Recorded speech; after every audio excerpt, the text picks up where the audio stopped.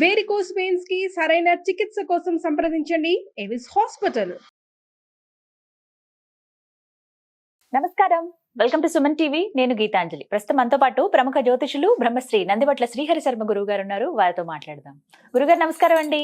వాగర్థ వివ సంపృక్తౌ వాగర్థ ప్రతిపత్తయే జగతః పితరౌ వందే పార్వతీ పరమేశ్వరౌ. సదాశివ సమారంభాం శంకరాచార్య మధ్యమాం అస్మదాచార్య పర్యంతం వందే గురు పరంపరాం. ఆదిత్యాయ చ సోమాయ మంగళాయ బుధాయ చ గురు శుక్ర శనిభ్యశ్చ రాహవే కేతవే నమః. శృంగేరి జగద్గురు పీఠాధిపతులకి, కంచి పీఠాధిపతులకి నమస్కారములు తెలియజేసుకుంటూ కార్యక్రమాన్ని ప్రారంభిద్దాం. పోలీస్ వర్గం, పాడ్యమి స్నానం, ఇలా రకరకాలుగా చెప్తూ ఉంటారండి. అసలు పోలీస్ వర్గం అంటే ఏంటి? ఆ రోజున ప్రత్యేకించి దీపాలు వదులుతూ ఉంటారు. కానీ నదుల దగ్గర కావచ్చు, కార్తీక మాసం అంతా ఎంత హడావిడి చూసామో ఈ పాడ్యమి రోజున కూడా అంతే హడావిడి చూస్తామండి. తెల్లవారు జామున అసలు పల్లెటూర్లలోనూ ఈ సముద్రాలు, నదులు, చిన్న చిన్న తటాకాలు ఉన్న దగ్గర అయితే భలే సందడిగా ఉంటుంది. మహిళలందరూ దీపాలు వదల్లో చూస్తాం. అసలు ఆ రోజు విశిష్టత ఏంటి? పోలీస్ వర్గం ఆ పేరు రావడానికి కారణం ఏంటి? ఆ రోజున విధిగా అందరూ చేయవలసిన పనులు ఏంటి? అలాగే చాలా సందేహాలు ఉన్నాయండి, అవన్నీ కూడా నివృత్తి చేయండి.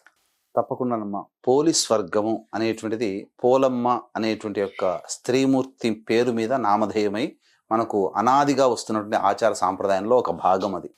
అంటే ఇక్కడ నెల రోజుల పాటు ఎన్ని కష్టములు వచ్చినా కష్టములన్నిటినీ కూడా భరిస్తూ కష్టములని దాటుకొని శివారాధనలో ఎక్కడ కూడా ఎసుమంత కూడా భక్తిని తగ్గకుండా ఆ శివారాధన చేసి ఈశ్వరుడే మెచ్చేటువంటి విధంగా ఆమె చాటుకున్నటువంటి భక్తికి అనుగుణంగా ఆమెకు పొందిన ప్రతిఫలమే పోలీస్ వర్గం. అనగా ఈ నెల రోజుల పాటు అమావాస్య, కార్తీక శుద్ధ పాడ్యం నుంచి అమావాస్య వరకు కూడా ఈశ్వరుని చాలా భక్తి ప్రపత్తులతో కొలిచి అలవాట్లో భాగంగా మళ్ళీ తెల్లవారి అనగా మార్గశిర శుద్ధ పాడ్యమి రోజున కూడా అదే విధమైనటువంటి భక్తితో కార్తీక మాసం అయింది అయిపోయిందే అనేటువంటి ఆలోచన లేకుండా మళ్ళీ అదే విధమైన భక్తితో పాడ్యమి రోజున కూడా చేసినటువంటి విధానాన్ని చూసినటువంటి దేవతలు ఆమెకి ఈ స్వర్గ విమానాన్ని పంపడం జరిగింది. ఆ విధంగా స్వర్గానికి వెళ్ళేటువంటి రోజున ఆ పాడ్యమి అవ్వడం, వెళ్ళినటువంటి రోజున దాన్ని పోలీస్ వర్గంగా అనగా ఏంటి? ఇక్కడ మనం ఏం నేర్చుకోవాలి అదే నేను చెప్పబోతున్నాను. మీరే అడిగారమ్మా, చాలా మంచి క్వశ్చన్ అడిగారు. ఎందుకనంటే ఇక్కడ స్వర్గము నరకం అంటే ఎక్కడో లేవమ్మా, మన భూలోకంలోనే ఉన్నాయి. మనము మంచి చేస్తే మనకు మంచి జరుగుతుంది, చెడు చేస్తే మనకు చెడు జరుగుతుంది. కానీ ఈ ప్రస్తుత కాలంలో కలియుగ ప్రమాణాన్ని అనుసరించి మంచి వాళ్ళకి కష్టాలు ఉన్నాయి, చెడు వాళ్ళకి సుఖాలు ఉన్నాయి. కానీ మంచికి కష్టము, చెడుకి సుఖము తాత్కాలికం. కానీ శాశ్వతమైంది మాత్రం మంచికి ఎప్పుడు సుఖము, చెడుకి ఎప్పుడు దుఃఖమే. ఇక స్వీట్ తినేటప్పుడు చాలా తీయగా ఆనందంగా శరీరానికి బాగుంటుంది, కానీ ఎక్కువగా తింటే శరీరం పాడైపోతుంది. అట్లా కాబట్టి ఈమె యొక్క కథ ద్వారా మనం తెలుసుకోదలిచినటువంటిది ఏంటనంటే ఈశ్వరుణ్ణి, అమ్మవారిని భక్తి ప్రపత్తులతో లేదా ఏ దేవుణ్ణైనా కానీ భక్తి ప్రపత్తులతో కొలిచినట్లయితే ఆ దేవతానుగ్రహం కొంగు బంగారమై మనకున్నటువంటి సమస్యని, స్వర్గం అంటే సంతోషము, సుఖంగా ఉండడం. అంటే ఈమె కథ ద్వారా మనము ఆ శివానుగ్రహం కలగడం ద్వారా మనకు సుఖ సంతోషాదులు కలుగుతాయి అని చెప్పి తెలుసుకోవాలి. అంటే నిష్కల్మషంగా స్వామిని పూజించి చేసుకోవాలి యథాశక్తిగా. అక్కడ మీరు గమనించుకున్నారో లేదో, ఆ పోలమ్మ కథలో ఎక్కడా కూడా ఆడంబరంగా చేసిన పూజలు లేవు. జస్ట్ మజ్జిగ కవ్వానికి అంటుకున్నటువంటి వెన్నని తీసి ఇంటిలో పెరుగుతున్నటువంటి పత్తి వృక్షానికి సంబంధించిన పత్తిని తీసి తడిపి ఎంత మేర తడుపుతుందో అంతే మేర భక్తితో ఆ ఈశ్వరునికి దీపారాధన చేసింది. మనము వెళ్ళి ఆర్భాటంగా చేయాల్సినది కాదు, భక్తి ప్రధానం అని చెప్పి ఈ పోలమ్మ కథ ద్వారా తెలుసుకోవాలి. అంతే తప్ప పోలి చేసింది మనకు వస్తుంది అనే భావన కాదు. ఆ తత్వముతో అలవాటు చేసుకుంటే నిరాడంబరత, శాస్త్రీయత దృక్పథ విధానము మనకు అలవడుతుందమ్మా దేవతా ఆరాధనలో ముఖ్యంగా అని చెప్పవచ్చు. ఇది తెలుసుకోవాలి ప్రతి ఒక్కరు కూడా. అయితే ఇందులో చాలా సందేహాలు ఉన్నాయండి. ప్రత్యేకించి అసలు ఎప్పుడు దీపాన్ని వెలిగించాలి? నీళ్లలో దీపం వదులుతూ ఉంటారు చాలా మంది. అసలు దీనికంటే ప్రత్యేకమైన సమయం ఉందా? ఉన్నదమ్మా. మనకేంటంటే మనకు ఈ పోలి పాడ్యం అనగా పోలీస్ వర్గానికి వెళ్ళినటువంటి రోజు 2వ తారీఖు డిసెంబర్, మార్గశిర శుద్ధ పాడ్యమి. ఆహా. చాలా మంది ఉమ్. అంతకు ముందు రోజే వస్తుంది కదా పాడ్యమి, సాయంకాలం చేసుకోవచ్చు కదా మేము. ఇది ఒక సందేహం ఉండిపోయిందండి. 2 రోజులు వచ్చినప్పుడు ఎలా చేయాలి, ఏ సమయానికి చేయాలి? 2 రోజులు వచ్చినప్పుడు ఇక్కడ ఏంటంటే మనకు ఇక్కడ ఉమ్. చెప్పబడ్డటువంటిది డిసెంబర్ మాసంలో 1వ తారీఖు రోజున అమావాస్య ఉంది. ఉమ్. ఈ అమావాస్య అయిన తర్వాత ఉమ్.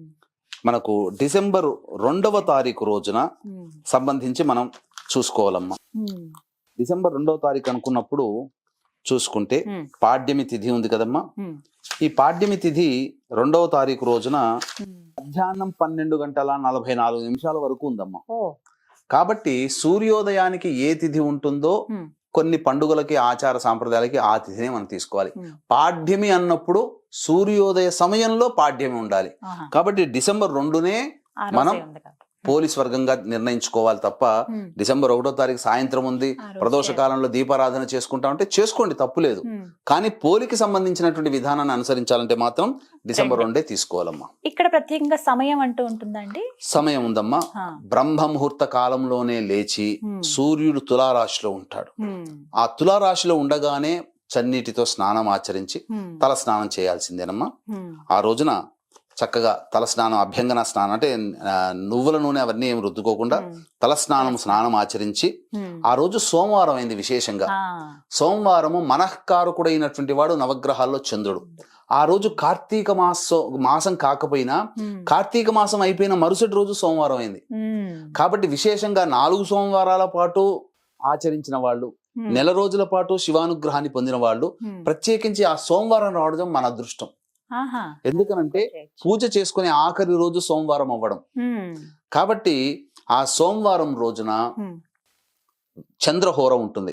6:18 నుంచి 7:18 వరకు. ఉమ్. ఆ చంద్రహోరలోనే ఉమ్. చక్కగా దీపారాధన చెయ్యాలి. ఏ విధంగా చెయ్యాలి అని ఎలా అనుకున్నప్పుడు చేయాలి అనేదే సందేహం. ఎలా చెయ్యాలి? ఉమ్. చాలా మంది నదీ స్నానం అనగా పొద్దునే నదీ స్నానం ఆచరించి 6:18 నుంచి 7:18 ఉమ్. ఈ పోలమ్మ కథని గనక చదువుకుంటూ ఉమ్. ఆ సమయంలో అరటి డొప్పల్లో కానీ ఉమ్. నిమ్మ డొప్పలలో కానీ ఓ. దీపారాధన చేయవచ్చు. ఉమ్. కాకపోతే ఇక్కడ దీపారాధన చేసేటువంటి విధానం కూడా కొంత ఉంటుందమ్మా. ఉమ్. అంటే నెల రోజుల పాటు దీపాన్ని ఆరాధించిన చేయని వాళ్ళు, దీపారాధన చేయలేని వాళ్ళు ఉమ్. ఆ 30 ఒత్తులను కూడా ఆ రోజు పోలీస్ వర్గం రోజున పెట్టవచ్చు, 30 ఒత్తులు పెట్టొచ్చు. కొట్టవచ్చు. అంటే 30 ఈ కార్తీక మాసం అన్నాళ్ళు చేసినట్టుగా లెక్క కిందకి వస్తుంది. ఎందుకంటే ఇక్కడ భావన యద్భావం తద్భవతి. కొంతమంది ఆసక్తి ఉంటారు, కొంతమంది మర్చిపోయి ఉంటారు, కొంతమంది స్త్రీలకి 30 రోజులు లెక్క రాదు కదమ్మా. ఇప్పుడు మీకు ఒక మాసంలో వాళ్ళకి ఋతుక్రమం వచ్చినప్పుడు ఆటంకం వస్తుంది, 4 రోజులు పోతాయి, 5వ రోజు మాత్రమే దేవతారాధనకి పనికి వస్తారు, శరీరం పనికి వస్తుంది. కాబట్టి ఆ 4 రోజులు మైనస్ అయిపోయింది, 30 రోజులు చేసుకోలేకపోయామే అని బాధపడుతుంటారు కదా. అందుకని 30 ఒత్తుల దీపారాధన ఈ పోలీస్ వర్గం రోజున చేస్తే కార్తీక మాసం నెల రోజుల పాటు దీపారాధన చేసిన పుణ్య ఫలితం మనకు దక్కుతుంది. ఆ విధంగా 6:18 నుంచి 7:18 అరటి డొప్పల్లో కానీ నిమ్మ డొప్పలలో కానీ లేకపోతే మనకు మామూలుగా బయట కొన్ని దొరుకుతాయమ్మా, ఈ డొప్పలు లాంటివి దొరుకుతాయి, అందులో కూడా ఆవు నేతితో దీపారాధన విశేషం. మనకు ఈ అరటి డొప్పలు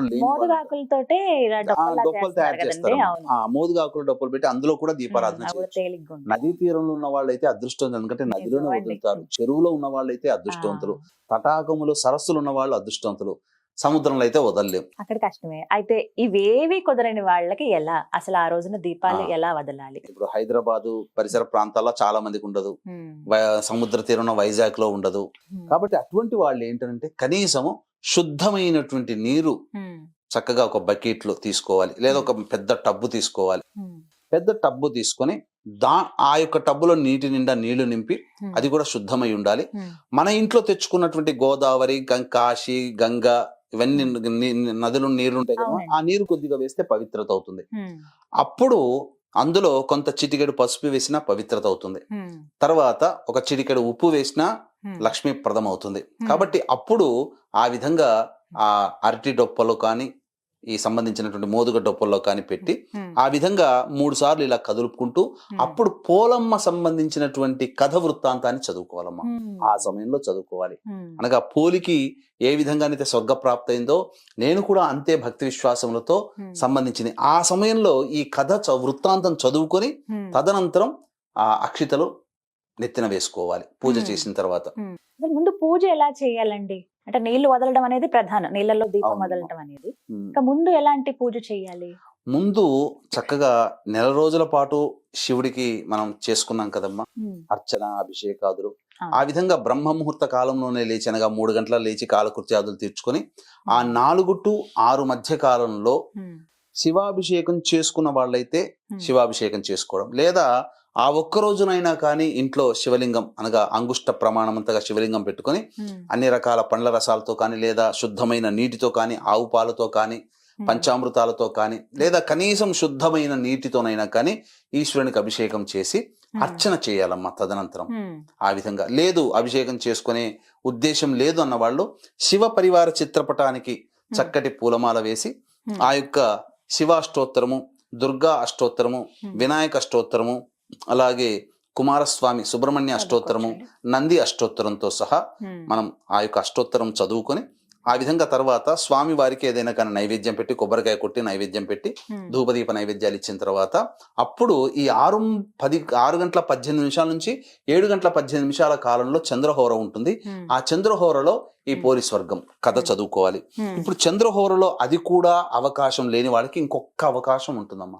అది లీస్ట్ గా తీసుకోవాలి తప్ప దీన్నే ప్రామాణికంగా తీసుకోకూడదు. ఇక్కడ 8 గంటల 18 నిమిషాల నుంచి 9 గంటల 18 నిమిషాల కాలంలో గురుహోర ఉంటుంది. అది కూడా శుభప్రదం. అయితే మనస్సులో ఉన్నటువంటి సంకల్పములన్నీ నెరవేర్చేయాలి అని అనుకున్నప్పుడు శివానుగ్రహం కోసం చేస్తాం కదా.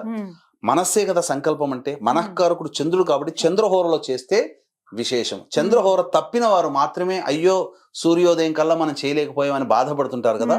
అటువంటప్పుడు వాళ్ళకి 8:15 నుంచి 9:15 మధ్య కాలంలో గురుహోర ఉంటుంది. ఆ గురుహోరలో చేయండి. తర్వాత 7 గంటల 18 నిమిషాల నుంచి 8 గంటల 18 నిమిషాల మధ్య కాలంలో శనిహోర ఉంటుంది. చేయకూడదు. దీపం వెలిగించకూడదు. 8 గంటల 18 నుంచి 9 గంటల 18 మధ్య కాలంలో గురుహోర ఉంటుంది. ఆ గురుహోరలో చేసిన విశేషమైన ఫలితం ఉంటుంది. ఇక తర్వాత హోరలు సరైనట్టు కావు. కుజహోర వస్తుంది, రవిహోర వస్తుంది. ఆ సమయానికి ఈ పాడ్యం కూడా అన్నిటికన్నా ముఖ్యమైనది ప్రాతకాలం, బ్రహ్మ ముహూర్తం. ఆ సమయం అయితే అనుకూలంగా మంచిది. గురుగారు ఎలా వెలిగించాలో కూడా ఒకసారి వివరించండి. మీ సమక్షంలో నేను అరటి డొప్పలు అవన్నీ తెప్పించాను, మీ సమక్షంలో దీపం వెలిగిస్తాను. తప్పకుండా. ఈ యొక్క అరటి డొప్పలు వెలిగించడానికంటే ముందుగా ఆ పోలీస్ వర్గాన్ని మనసులో స్మరించుకుంటూ దీపారాధన చేసి 3 సార్లు ఆ విధంగా పోలికి కలిగిన భాగ్యము నాకు కూడా కలగాలి అంటే ఏం లేదమ్మా. సింపుల్ గా ఒక క్లుప్తంగా చెప్పుకోదలిస్తే, ఒక ఊళ్ళో రజక స్త్రీకి 5 కోడలు ఉన్నారు. అందులో చిన్న కోడలి పేరు పోలమ్మ. ఇక ఆమె అత్యంత భక్తిపరురాలు కాబట్టి ఆమె తరచూ అత్తతో చెప్తుండేదట, ఎప్పుడు కార్తీక మాసం వస్తుందా, ఎప్పుడు శివుని ప్రార్థన చేసుకోవాలని. అంటే ఈమెకి ఆ శివానుగ్రహం కలగకూడదని చెప్పి ఆమె మిగిలిన తోటి కోడళ్ళు అసూయ పరులై ఆమెకి మాత్రమే ఆ ఇంటి పని అంతా కూడా కార్తీక మాసం మొదటి నుంచి అప్పచెప్పేసి వీళ్ళు మాత్రం గంగా నది స్నానానికి వెళ్ళి చక్కగా నది స్నానం ఆచరించి శివుని వేలగా ప్రార్థనలు చేశారట. ఆ విధంగా నెల రోజుల పాటు ఈ విధంగా చేయసాగారు. కానీ ఈమెకి మనసుంటే మార్గం ఉంటుంది కదా. ఈమె భక్తికి ఎక్కడా లోటు లేదమ్మా. భక్తికి లోటు లేకుండా ఇంటి పని, వంట పని అన్ని రకాలుగా చేసుకుంటూ ఆ పోలమ్మ భక్తి అంటేగా ఈ అత్తాకోడలు కలిసి, మిగిలిన అత్తాకోడలు కలిసి ఏం చేశారంటే, ఒత్తులు లేకుండా, దీపారాధన నూనె లేకుండా, అసలు ఏవి కూడా పూజా ద్రవ్యం లేకుండా ఉత్త ఇంటినే అప్పజెప్పిపోయేవారట ప్రతిరోజు కూడా. కానీ ఆమెకి మనసుంటే మార్గం ఉంటుంది కదా. ఆమె ఇంట్లో మన మజ్జిగ చిలకడానికి కవ్వం వాడతారు కదా. ఆ కవ్వానికి అంటుకున్నటువంటి వెన్నను తీసి ఇంటి పొదట్లో మన పత్తి చెట్లు అప్పట్లో మొలిచేటివి కదా, ఆ ఇంట్లో పెట్టుకునే వాళ్ళు కాబట్టి ఆ పత్తి గింజల నుంచి పత్తి చేసి 2 ఒత్తుల్ని దీపారాధన చేసి ఆ ఈశ్వరుని చిత్రపటం దగ్గర దీపారాధన చేసి నమస్కారం చేశారు దీపం చేసి. తదనంతరం మిగిలిన అత్తాకోడళ్ళు వచ్చే సమయానికి ఆ దీపాన్ని తీసుకెళ్లి ఆర్పకుండా గంప కింద పెట్టేసేసేదట. ఆ విధంగా నెల రోజుల పాటు చేసింది. అలవాట్లో భాగంగా ఆ కార్తీక మాసం అమావాస్య అయిన తెల్లారి కూడా ఆ విధంగా చేసేసేసరికి ఆ ఈశ్వరుడు చాలా ప్రసన్నత నొందాడట. అమ్మా, నీలాంటి భక్తి పరురాలు నేను ఇంతవరకు చూడలేదు. ఎన్ని కష్టములు వచ్చినా నువ్వు నాకు ప్రతిరోజు కూడా తప్పకుండా నాకు దీపారాధన చేశావు. నీకు ఇంకా మోక్షాన్ని ప్రసాదిస్తున్నానని చెప్పి స్వర్గలోకం నుంచి విమానాన్ని పంపించాడు. ఆ విమానం రాగానే స్నానం చేసుకుని వస్తున్నారు కదా వీళ్ళు అత్తాకోడళ్ళు, మా కోసమే వచ్చింది అనుకుని సంతోషపడుతూ ఎగురుకుంటూ వచ్చారట. కానీ ఎగురుకుంటూ వచ్చి ఆ విమానం ఎక్కుతూ ఉంటుంటే, నువ్వు కాదు, మీరందరూ కాదు వెళ్లాల్సింది పోలమ్మ అని చెప్పి ఇంట్లో పని చేసుకుంటున్న పోలమ్మని పిలిచారట. పిలిచి ఆ పోలమ్మని కూర్చోబెట్టగానే ఆమెకి ఆనందానికి హద్దులు లేవు. అలా స్వర్గంలో కూర్చోగానే, ఆ యొక్క స్వర్గ విమానంలో కూర్చోగానే ఆమెకి స్వర్గంగా పైకి వెళ్తుంది. ఆమెకి ఏ మాత్రం కూడా అవకాశం ఇవ్వకూడదని అత్త కోడలందరూ కలిసి ఆమె కాళ్ళను పట్టుకున్నారట. ఆమె కాళ్ళని అత్త కాళ్ళని మిగతా కోడలు అలా పట్టుకొని లాగుదామనేసరికి ఆ విమానం ఎగిరి దేవదూతలు ఆమె అత్తని చేతిని విదిల్చారట. అంతటా కింద పడిపోయారు వాళ్ళు. ఆమె బొందితోనే స్వర్గానికి వెళ్ళింది. అంటే ఇక్కడ అత్యంత భక్తి ప్రపత్తులతో ఒక స్త్రీమూర్తి కొలిచినటువంటి విధానంగా ఆమెకి స్వర్గం అంటే సుఖ సంతోషాదులు అనుకున్న పనులన్నీ నెరవేరాయని అనుకోవాలి ఇక్కడ. ఆ విధంగా మాకు కూడా ఆ భాగ్యాన్ని కలిగించు, పోలికి దక్కిన స్వర్గమే మాకు దక్కాలి అనే భావనతో ఈ స్త్రీమూర్తులందరూ కూడా ఆ యొక్క దీపారాధనతో చేసుకొని చక్కగా ఆ దీపారాధన చేసుకోవాలమ్మా. ఆ విధంగా ఇప్పుడు మీరు అన్నట్టుగా మనం వెలిగించి చూయిద్దాం. చక్కగా దీపారాధన చేసి ఏ విధంగా ఆ కథను చదువుకుంటూ మనసులో చదువుకుంటూ ఆ దీపారాధన చేసుకుంటే మంచిది. ఇక దీపారాధన చేసేటప్పుడు ఏ యొక్క శ్లోకం చదువుకోవాలనేది కూడా తెలియచేసుకుందాం అమ్మా. వీక్షించేటువంటి ప్రేక్షకులకి గమనిక, ఈ యొక్క పోలీస్ స్వర్గము పొందినటువంటి డిసెంబర్ 2వ తారీఖు రోజున గోకర్ణ క్షేత్రంలో జాతకరీత్యా కలుగు విద్య, వివాహ, ఉద్యోగ, దాంపత్య, సంతాన, అనారోగ్య సమస్యలకి మరియు వృషభ, మిథున, కర్కాటక, సింహ, తుల, వృశ్చిక, మకర, కుంభమీన రాశిలో జన్మించిన వారికి శనిదోష పరిహారార్థమై సర్వదోష నివారణ పూజలు, హోమాలు పర్ హెడ్ 1500 రూపాయలకి చేయించడం జరుగుతుంది. అవకాశం ఉన్న వాళ్ళు కార్యక్రమ తదనంతరం కాంటాక్ట్ చేసి మీ గోత్రనామాలు నమోదు చేసుకోవచ్చు.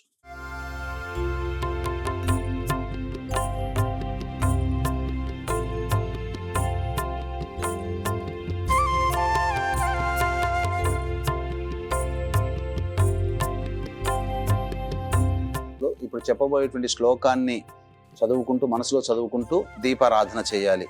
ఓం దీపరాజాయ విద్మహే స్వప్రకాశాయ ధీమహి తన్నో జ్యోతి ప్రచోదయాత్. ఓం దీపరాజాయ విద్మహే స్వప్రకాశాయ ధీమహి తన్నో జ్యోతి ప్రచోదయాత్. ఓం దీపరాజాయ విద్మహే స్వప్రకాశాయ ధీమహి తన్నో జ్యోతి ప్రచోదయాత్. ఓం ఓం ఓం దీపరాజాయ విద్మహే స్వప్రకాశాయ ధీమహి ధీమహి తన్నో జ్యోతి ప్రచోదయాత్. ఈ విధంగా దీపారాధన చేసిన తర్వాత నదులలో లేదా తటాకంలో, సరస్సులో కానీ చెరువులో కానీ మీరు ఈ యొక్క దీపారాధన చేసినటువంటి అరటి డొప్పలో చేసిన వాటిని 3 సార్లు ఇలా పైకి తోయాలి. ఈ విధంగా పంపించి వేసినట్లయితే పోలీస్ వర్గం చేసినటువంటి పుణ్య ఫలితం మనకు కూడా దక్కుతుంది.